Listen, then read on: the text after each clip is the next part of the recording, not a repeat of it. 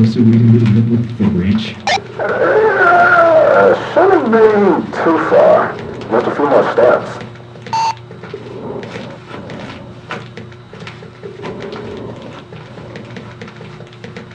Holy shit. Well, there it is in its glory. Shit, this is odd. Yeah, no kidding. It looks like we got a lot more comfortable than before. Come on, man, look at this shit. Careful now, babe. We don't need to get too close yet. Correct. We still need to take samples, though.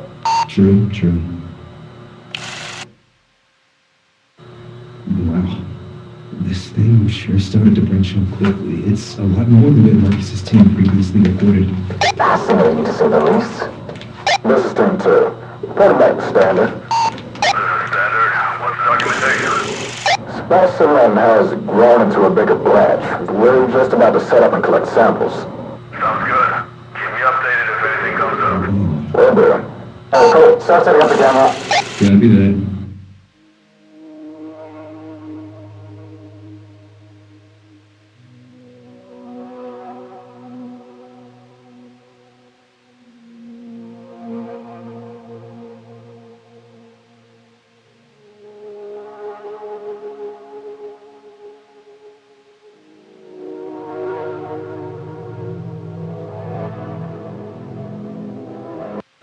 Des, come here for a sec. Coming over. What's up? You go look at the sample here. Is that good? Let me look at this. How long the samples were exposed before containment? Yeah, not exactly. They're still reviewing the timestamps. Humidity levels were pretty high down there, right? I'll make sure that's emphasized in the presentation. Thermal scare showed it Stimulus to response, the user profiles will Is need this to going to be affect the future expeditions? Executive oversight and rules. They're monitoring remotely. No, I just... Briefing determines whether the project remains under research or transitions. Does anyone work with this type of organism? Not exactly like this. We'll tell you. You can take these reports down to the environmental office. Elliot will be waiting for you. Good afternoon, ladies and gentlemen.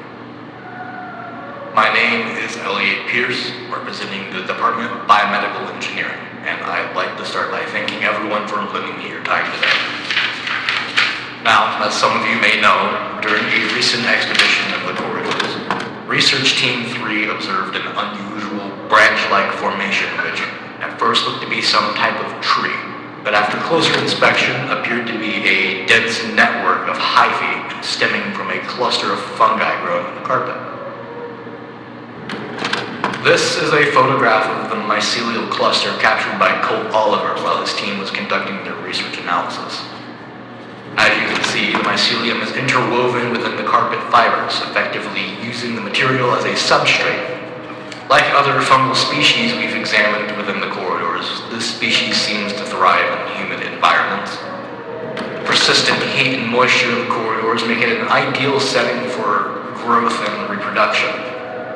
However, due to their heterotrophic nature, this should not be enough to sustain them. Without organic material, these fungi should not be able to grow to this capacity, or at least last for as long as this one seems to, which is why I require further examination of this specimen. It is critical for our research that we extract more controlled samples from the corridors so we can develop a better understanding of what we are dealing with. Now on to the specimen's biology. We have examined that it shares similarities with previous fungal samples we've cataloged. However, this particular strain appears altered, possibly a mutation incurred from the anomalous conditions of the corridors. Another thing that isn't exactly unnatural, but still worth noting, is the cluster of mycelium seems to have grown significantly since the last expedition. We believe the rate at which the species develops may be altered by the conditions of the corridors, although we'll need to study more examples before we can say for sure. Our current research infers that this species of fungus prefers the warmer and damper areas of the corridors, colonizing walls and carpeted surfaces. It then germinates its spores to produce a substrate, releasing enzymes that extract nutrients from the moisture and decaying organic particulates within the surface. From there, this fungus expands into a network of hyphae, growing upward, possibly to allow for more efficient sporulation. That then disperses these spores into the air, where they travel by airflow. On to the next slide. Here are some photographs we took of the samples under a microscope. While we have found no direct genetic match in any public database, we have identified structural similarities to several known fungal species. Specifically, the organism shares enzymatic markers with common dermatophytic fungi, the same category responsible for dermatomycosis, or fungal skin infections. Early exposure tests indicate mild epidermal irritation consistent with surface-level fungal colonization. While we are unaware of the effects of this particular species, similar specimens are able to enter the body, either through cracks in the skin or accidental inhalation, and often triggers an immune response such as an allergic reaction or, in some cases, a disease or infection like mycoses. While these samples don't appear to cause immediate systemic effects to humans, prolonged exposure could pose a significant health risk if not treated promptly.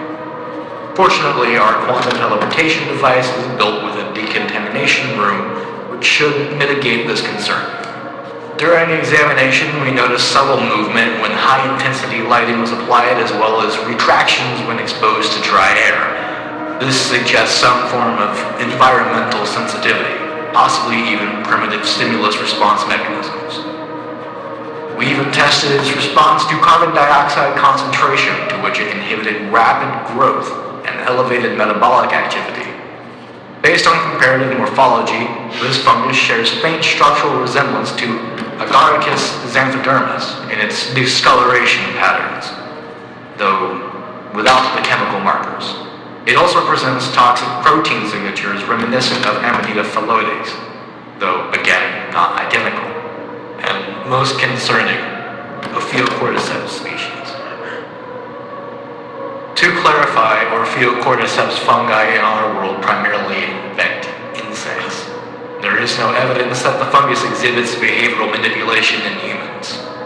One final observation. Growth clusters appear to increase in structural rigidity over time. Early formations resemble tangled plant roots, while later formations develop into hardened spear-like protrusions made of calcified fungal structures which resemble wooden branches. We are currently investigating whether they serve defensive or reproductive functions. At this stage, we strongly advise caution when dealing with this organism. It is structurally adaptive, not intentionally hostile, and grows where conditions permit. Until we are fully able to understand the capabilities of this organism and the effects its spores can have on humans, we strongly recommend limiting exposure to it. We will reconvene once additional analysis is complete.